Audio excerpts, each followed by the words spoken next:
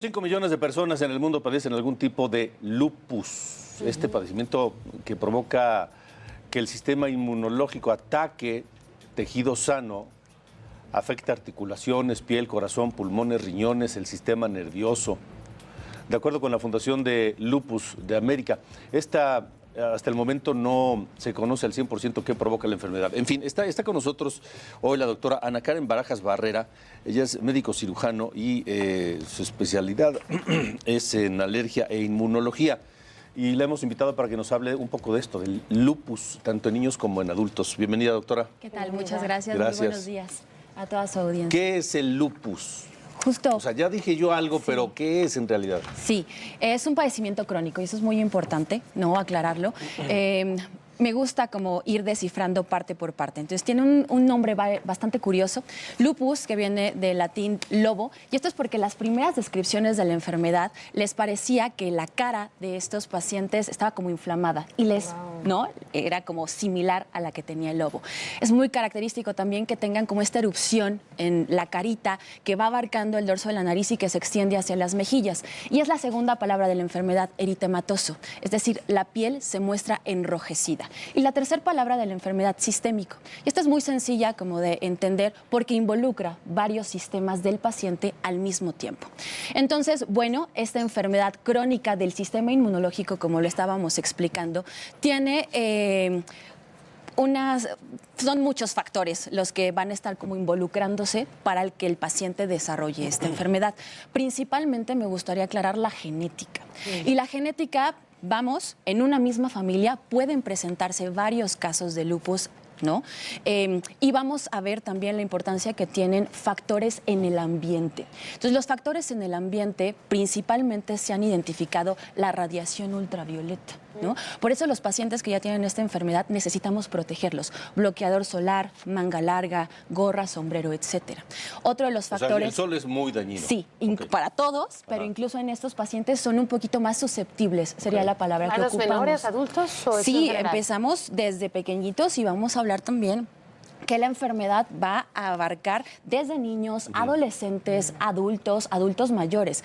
Si bien es cierto que como el pico que tenemos se encuentra en mujeres en edad fértil, eso es también muy importante. Pero bueno, de los factores que estábamos comentando, ciertos medicamentos y factores infecciosos, virus, bacterias, que tienen esta capacidad como de despertar el sistema inmunológico, ¿no? Muy importante. Entonces, bueno, ¿qué pasa? Pongamos un ejemplo. Un paciente que tiene estos genes dentro de su cuerpo que favorecen que no pueda eliminar de manera correcta las células que mueren dentro de nosotros todo el tiempo.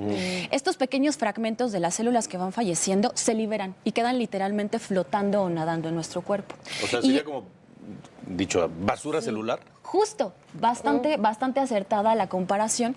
Y lo que hace esta basura de la célula que acaba de fallecer es que queda flotando y el sistema inmunológico con varios de sus componentes lo que hace es la ve, la reconoce. En un paciente sano la elimina de manera eficaz y se acabó el problema. Pero en un paciente que tiene esta incapacidad, ¿no?, de eliminar correctamente esos desperdicios, lo que hace es el sistema inmunológico lo reconoce, ve que es una amenaza, falla en reconocer que es información de su propio cuerpo, se une a ello y forman un complejo. Este complejo tiene la capacidad de meterse al torrente sanguíneo y literalmente viajar a donde le guste, ¿sí? Y es esta la explicación de que se va a depositar en tejidos o diferentes órganos. Al momento de que se deposita en el tejido que era sano, causa inflamación. Y esa inflamación a lo largo, si progresa, hay daño en los órganos. Y esta es la explicación justamente porque hay muchísimos signos y síntomas dentro del lupus eritematoso sistémico. Es decir, y usted lo comentaba, tenemos afectación en piel, afectación en corazón, pulmones. Uno de los órganos que se ve más afectado es el riñón. ¿Puede causar la muerte el lupus? Sí, claro. Es súper importante. A una etapa avanzada. Depende. Entonces, la realidad es que para los médicos lo consideramos un diagnóstico difícil, es un diagnóstico complicado porque tiene, Justo tengo una duda, porque ahora que hablabas de estas manifestaciones tópicas, ¿cómo puedo yo diferenciar o en qué momento es preciso irse a hacer una revisión y con quién?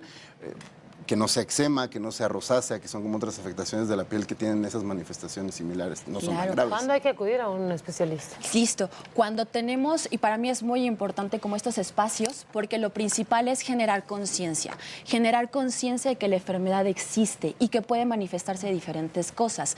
Sí, ya sé que existe y después volteo a ver a mi familia y digo, híjole, mi mamá, mi tía, mi hermana avanzaron en la enfermedad y lograron el diagnóstico, como que hago una O introspección. sea, si tengo ¿no? algún familiar Exacto. que tuvo lupus, Justo. Tendría Hay que revisar. definitivo. Luz ¿Cuál es el roja. proceso de esta enfermedad? ¿O cuál Entonces, tiempo? Depende mucho porque lo podemos encontrar desde los niños hasta la mujer en sus 30, ¿no? 20 más o menos.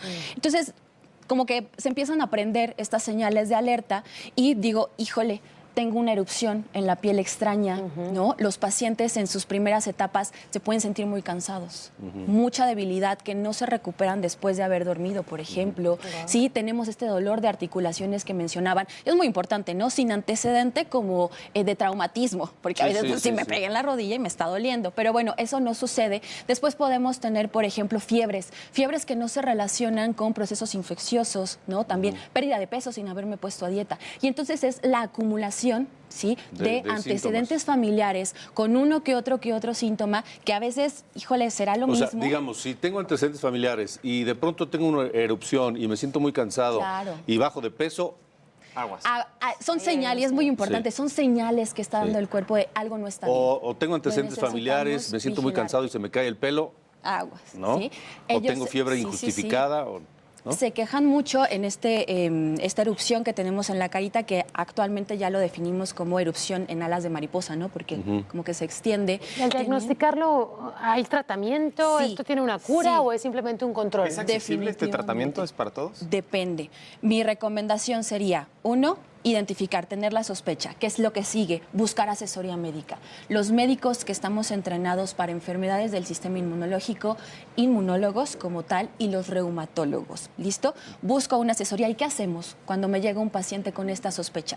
Voy a hacer una historia clínica completa buscando antecedentes familiares. Le voy a preguntar qué siente, cuándo apareció, cuánto tiempo. Y voy a hacer una exploración física completa. ¿Qué es lo que quiero ver? Inflamación articular, el corazón se escucha bien, tiene afectación renal.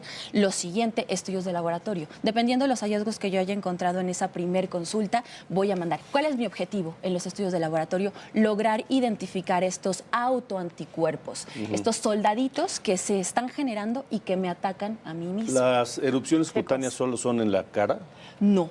Se tiene esta concepción y fueron las primeras observaciones, pero puede manifestarse de muchas formas. Por ejemplo. Puede aparecer en torso, puede aparecer en piernas, puede ir y venir a lo largo del tiempo. ¿En forma de qué? ¿Manchitas, ronchas? Sí, normalmente ¿Cómo los ves? justo la segunda palabra en la enfermedad, eritematoso. Casi siempre la mayoría bases rojas. ¿Listo? Sería como lo principal. Una vez que tengamos el diagnóstico, por ejemplo, y el médico me diga, tienes lupus eritematoso, lo primero es tranquilizarnos, brindar esta información completa y clara, y no solo al paciente, es al paciente y a la familia. Entonces, a mí me gusta mucho verlo como un equipo. Entonces, siempre es como mis pacientes, ¿sabe qué? Yo le brindo la información, le planteo las posibilidades, y de aquí ayúdeme. No se cura. ¿Listo? Exactamente. Eso es muy importante. Es crónico, ¿sí?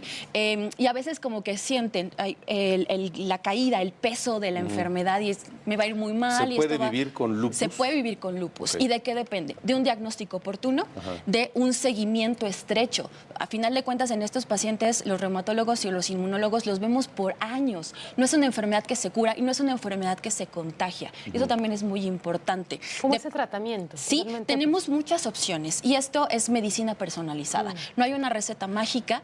En los medicamentos, los fármacos que ocupamos, principalmente esteroides. Los corticoesteroides, que también les podemos decir así, tienen la función de calmar a este sistema inmunológico. Si el paciente progresa la enfermedad, tiene más complicaciones, entonces usamos inmunosupresores. A ver, Sí. quiero hacer una pregunta. Claro. ¿Se puede vivir con lupus bien?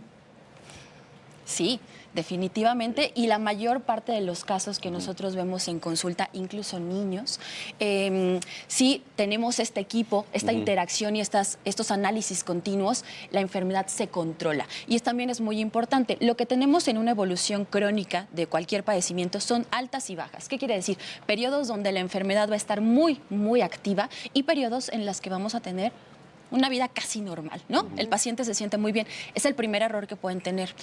Cuando llegan estos periodos de tranquilidad o estables, claro, el paciente lo que hace es estoy bien y abandono el tratamiento, ya no voy a mis consultas. ¿Y qué es lo que sucede? Pues dejamos que gracias al tratamiento estás bien. Exactamente. Entonces, el objetivo del tratamiento es uno, controlar el sistema inmunológico y mantenerlo tranquilo. ¿Listo? Okay. Entonces, claro, podemos tener a un paciente con lupus eritematoso sistémico que controle perfectamente los síntomas y que tenga un estilo, una calidad de vida estable. Puede hacer ejercicio, comer claro. lo que quiera. Y esta es otra parte que complementa al tratamiento. Fármacos, muchísimos. Ahora, pero no hay que olvidar, y esto no solo pasa en el lupus, un estilo de vida saludable, una dieta balanceada y nutritiva, descansar de forma completa, mis 8 horas, 7 horas, dependiendo de lo que cada quien necesite. Normal. Ejercicio, claro. Entonces, y el estrés, ¿no? Entonces, yo sé que siempre hablamos de eso, pero es fundamental conseguir un bienestar